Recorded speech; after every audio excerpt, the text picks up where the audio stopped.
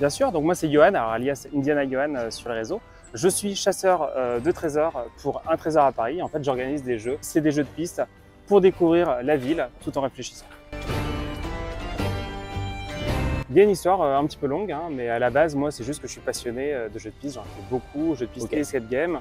Et donc, il y a l'envie de créer un petit peu un jeu entre les deux pour découvrir la ville, mais pas comme dans les jeux de piste traditionnels où c'est des choses assez simples. Non, c'est plutôt des énigmes où on réfléchit comme dans les salles d'escape game que j'essaye de faire.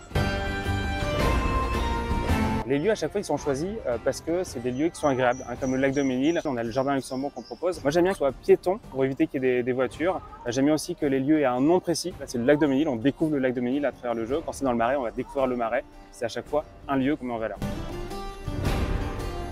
Depuis que je suis petit, je ne veux pas faire ça parce que ça n'existait pas. C'est un métier qui s'est un petit peu inventé. L'avènement des escape games, c'est quand même assez récent. Moi, précisément, avant, je lançais des projets de start-up un petit peu. À un moment, vu que je jouais tout le temps des jeux de piste escape game, je me suis dit, allez, je vais lancer ce type de projet. J'ai switché. C'est une envie qui est venue à force de jouer des jeux.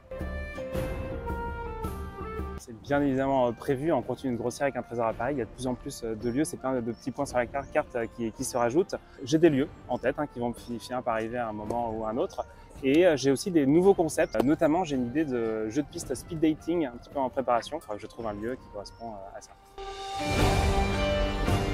J'ai une anecdote, c'était dans l'église Saint-Sulpice que j'organisais une chasse au trésor. Et à un moment, je reçois des participants qui ont pour le jeu carrément imprimé toute la page Wikipédia de l'église Saint-Sulpice. Pour eux, c'était important d'être hyper calé pour le jeu, alors que non, nous, c'est juste l'observation et la logique qu'on propose. Il n'y a pas besoin de culture générale, du coup, c'était complètement inutile. Mais ils étaient ravis de ça et ça m'a fait beaucoup marrer.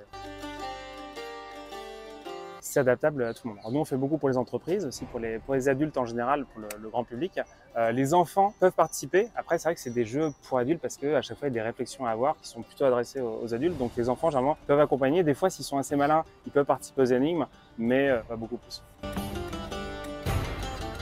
C'est depuis 2018, ça fait 6 ans déjà que je le fais. Donc on commence à avoir une petite expertise sur le sujet. Si vous aimez réfléchir, si vous aimez le challenge, on vous attend chez Un Trésor à Paris.